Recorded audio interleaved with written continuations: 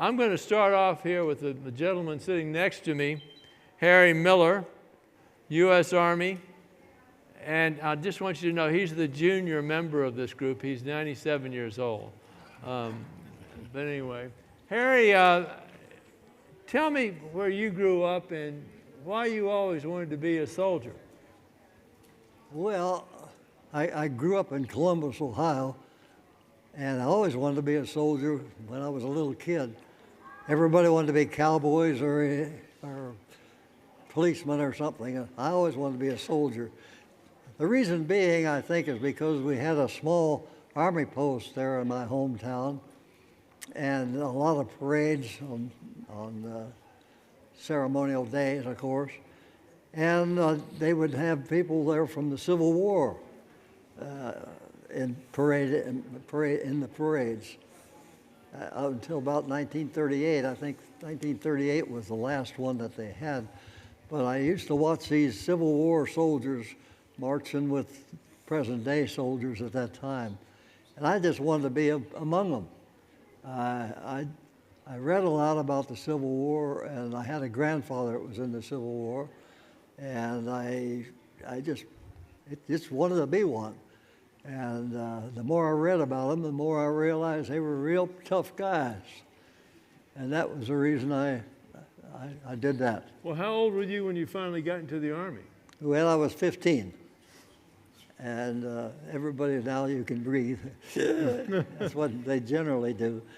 But I was 15. I had heard from a friend of mine that the Army was taking people at 17 and a half at that time. And so he said, why don't you go down and try? I know you want to be in the Army. And I said, yeah, I think I will. So I went to the recruiting office and I asked him if I could join the Army. And he said, well, first of all, you need a birth certificate. And I thought, oh, guys, what am I going to do? How am I going to change a birth certificate around?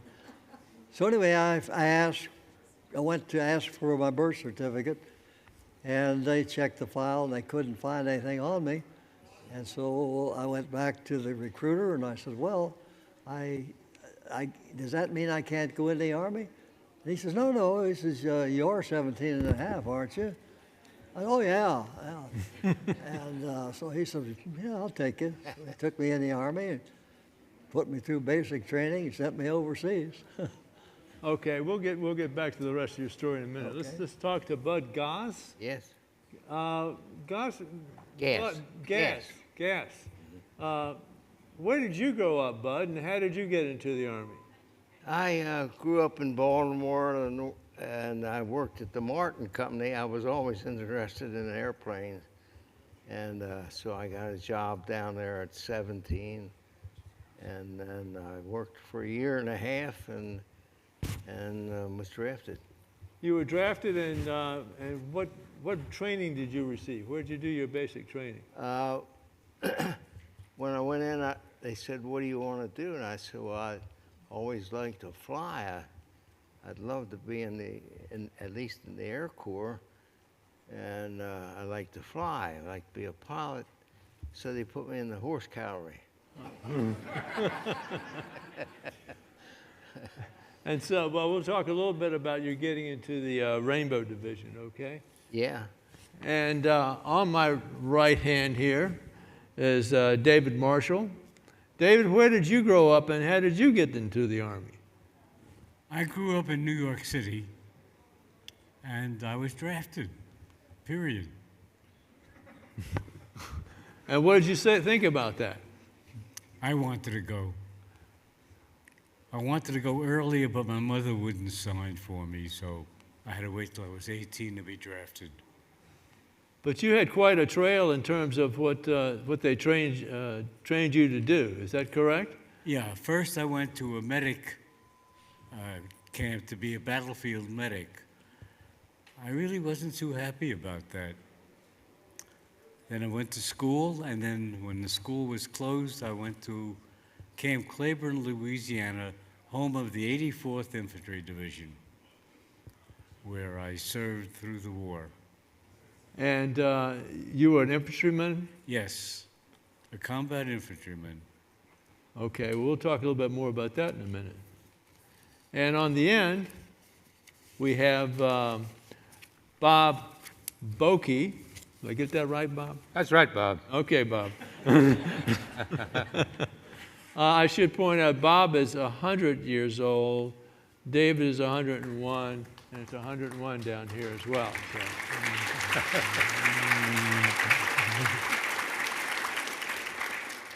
Bob, tell me a little bit where you grew up and how you got into the Army.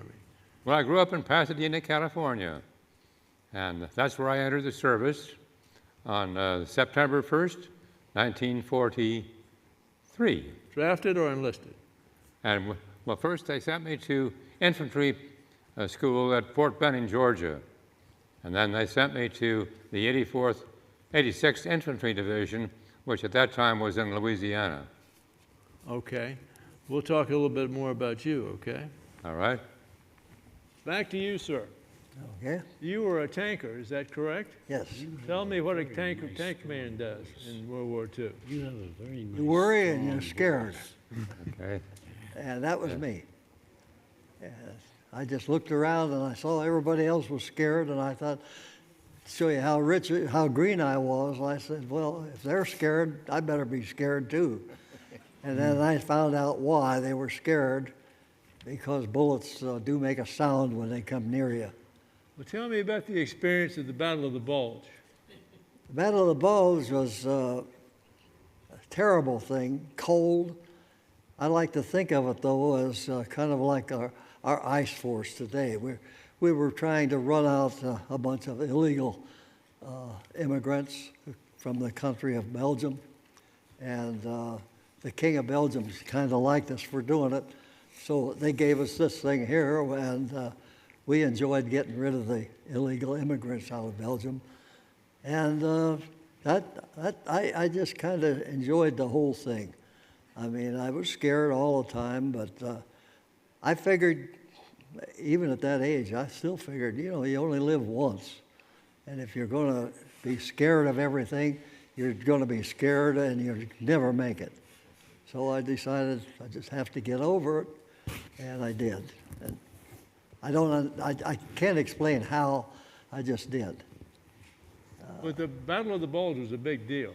It was a very big deal, a very, very scary situation. We were down to some pretty green troops, by himself included. And, we didn't know. We didn't know for the longest time if we were going to make it or not. Everybody thought we were going to make it, and we were going to win this thing. And I think we'd had just an awful lot of power in our brains anyway for making sure we won it. And we did. Okay. Bud, Yes, sir. you were assigned to a pretty historic division, is that correct? Yeah.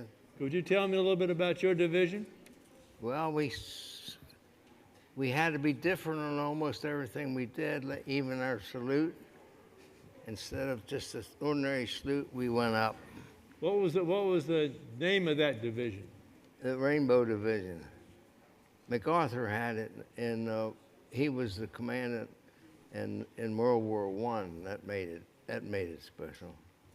So And what were you doing in the Rainbow Division? I drove a truck that hauled a 57 millimeter anti-tank gun, and I put it in place, which was hairy at time, on the front when you got the Germans shooting at you when you're trying to put it in a hole, you know.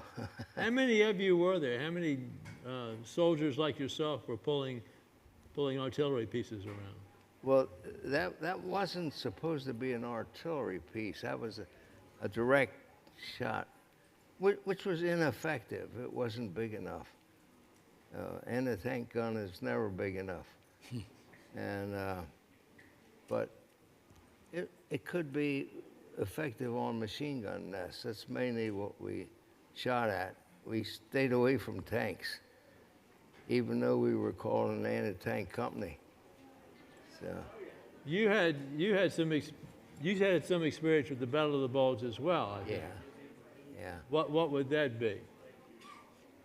We came up from the bottom of the Bulge.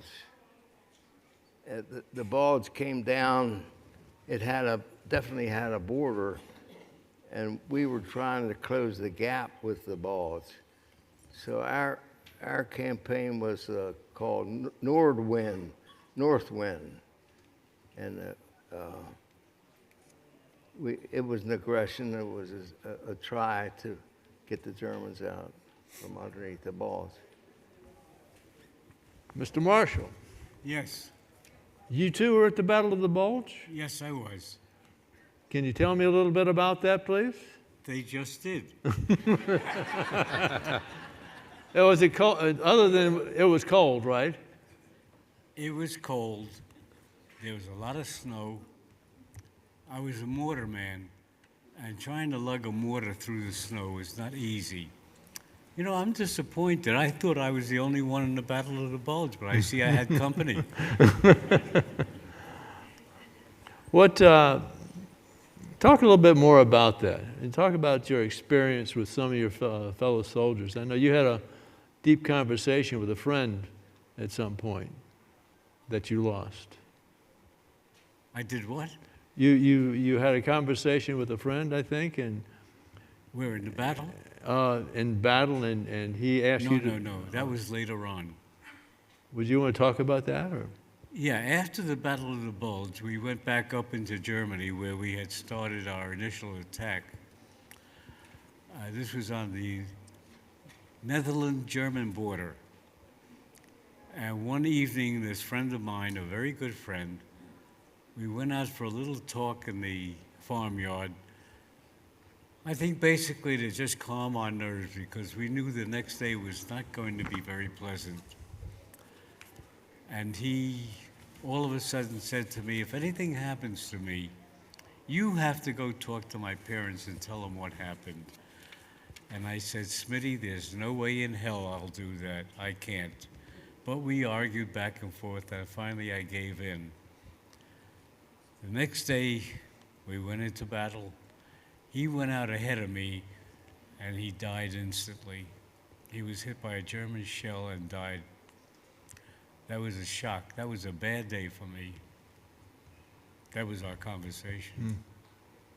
And clearly something you remember to this day. To this day. And I've gone to visit his grave in Margraten, Holland, 7, 8 times over the last 80 years since he died. I go visit him. Very important to me. A good friend. Thank you for sharing that. Bob, you were with the 86th Division, Infantry Division, That's right. and you were a scout. I was a scout. We'll talk about what were the duties of a scout. Well, a scout has the job of being ahead of the rest of the outfit all the time. In other words, we're scouting ahead to try and spot the enemy. And if you spot the enemy, you know, a scout, you're by yourself. In my case, we were 3 of us, corporal, sergeant, myself as a PFC. And when you spot the enemy, then you have a shortwave radio.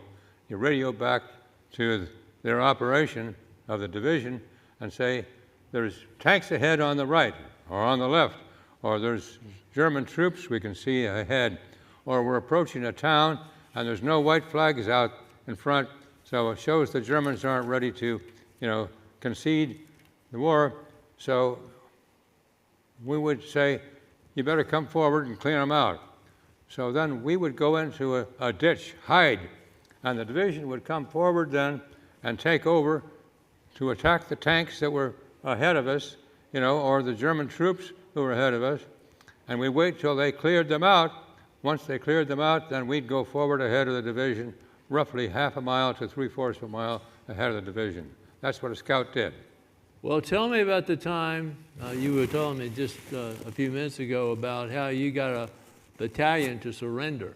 Well, that was a pretty interesting and scary experience, really, although at 18 years old, you didn't really think about being scared. You just did what you were told to do.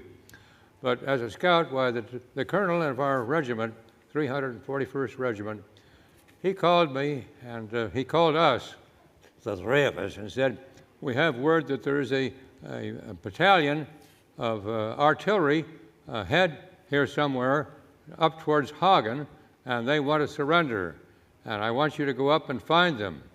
And he said, here's an aerial map, and he said, I'll show you where I think they are on this aerial map. Well, I was able to read the aerial map pretty well, and so I said, okay, I see where we're supposed to go. I was the Jeep driver. So we took off. This is afternoon, early afternoon as I recall. We went about 12 to 15 kilometers north. Germans' mortars were being sent at us from both sides of the highway, but the highway itself had been cleared. So we kept going forward until we reached a point where I said, I think that hill on the left is where I'm supposed to go, and the battalion is supposed to be on the left there. So I pulled up to the top of the hill, and before me there was a valley, a huge valley surrounded by a forest. And the valley was about the same length of a couple of golf course holes. So I got out of the Jeep, told my buddies there, keep an eye on me. They had a 30 caliber and a 50 caliber machine gun on the Jeep. So I walked forward, and as I went forward, then I called out to whatever was out there, and I said, we're here to accept your surrender. And nothing happened. So I waited a couple minutes, whatever length of time it was, and then I said it again, and my voice carries very well across that valley. And so all of a sudden, from the entire area around us, out of the forest, marched all these soldiers, all these German soldiers, all carrying their weapons. And so I shouted out to them, to halt where they are. Well, some halted and some kept forward. And then I could see from the distance, here comes a Mercedes convertible. And in the back of the Mercedes convertible, I could see there was an officer and a driver up in the front seat driving the Jeep, driving the Mercedes convertible. And he stopped down at the bottom of the valley, so I kept walking forward and went up and introduced myself to the colonel and told him my name. And I was speaking German to him. I spoke a little bit of German, which is why I was the one that went out there like that, and told him that I was there to accept his surrender. And he said, well, I'd like to surrender to an officer. And I said, well, we didn't have any officer available to come down and accept your surrender. So the colonel asked me to come down and do it since I spoke some German. So he said, well, if there's no officer available, then he said, I'd like to surrender my troops. So he said, will you take care of them? You're not going to hurt them, are you? And I said, no, we'll march them back to a prisoner of war camp. So he said, well, in that case, then I offer my surrender. He took his Luger, turned it around, put the end of the pistol towards himself and offered me the handle. I took the handle and I saluted the colonel and he saluted me back. And I said, have your troops put down all their weapons and form a column of 6 and we'll march you back to the POW camp. Thanks very much for telling us about that. Very welcome.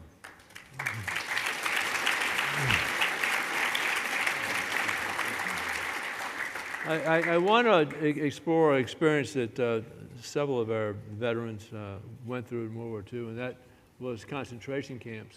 Mm-hmm.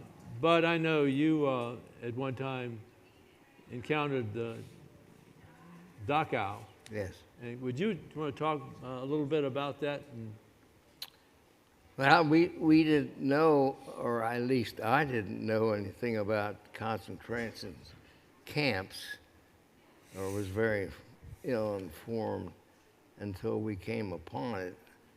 And there was a little trouble with our troops getting into it. They had a tank, and they brought the tank out and started firing at us, but I think our tank people took care of that. But actually, I didn't go into the camp, but you could look through and see what was going on. It was a horrible sight. I saw it later, but not right at first. And then I was told to go through a woods with about 7 or 8 other guys to find if there were any prisoners that escaped in the woods or any guards, really. And we're walking through the woods, and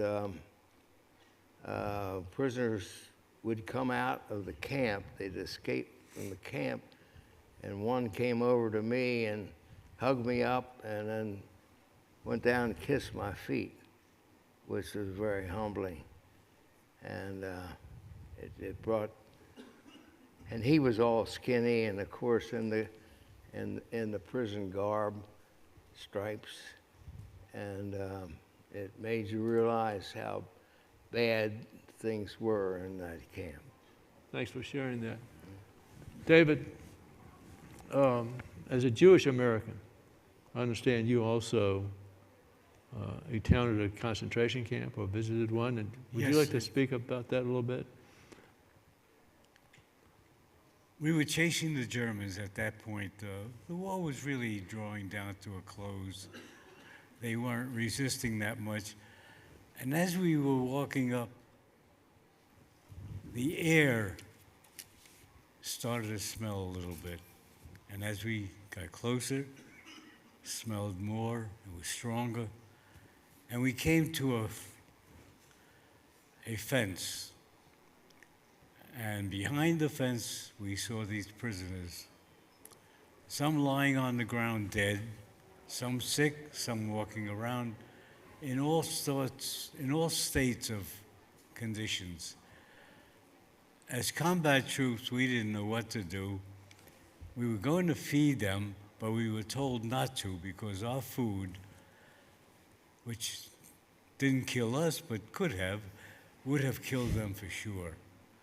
Their stomachs would not have been able to accept the food. We opened the gates, and one of them walked out. And as he walked out, he dropped dead. That affected me very, very much. I remember it to this day. I can picture it. Walking out a free man and dropping dead after all the horror he had been through was not right. It should not have happened. But unfortunately, it did. If there were any German soldiers left in the camp at that time, none of them would have come out alive because we would have killed them on the spot. We would have shot them face to face as something we would never do, but in this case, as guards in this camp, we would have, but they ran before we got there. And we told them that the medics and the doctors and nurses would be behind us with food and medicines and so on, and we continue to chase the Germans. Thank you, David. Bob, I know you also have a story to tell. Yes, I think this is a different camp, however, than I was the first one with my two buddies to see and arrive at Dachau, which was about 20 kilometers, 30 kilometers, let's see, this would be north and west of Munich. We were on the way down to Munich, and so since we were ahead again, as I was driving the Jeep, I could see that ahead was a concentration camp with a high barbed wire and placement of German soldiers, in the towers. And they were just leaving the towers and had left the gate open, so they had just vacated the camp. So we continued to drive forward, and we didn't know what camp it was. Dachau didn't mean anything to us. We had never heard of it. And at that time, we didn't know anything about the Holocaust either. So we were just the troops. So anyway, we went forward there. I stopped before the open gate, and as we stopped at the gate, on the left side of the camp, here came these soldiers, and they were in tatters and some barefoot, but all of them very, very thin. And they came walking out, limping out. A few of them were jogging, So we met them at the gate. The three of us met them at the gate. We found out that they had been captured at Dunkirk in 1941. You recognize now, this is 1945. So they'd been in the camp for 4 years there. They were in pitiful shape.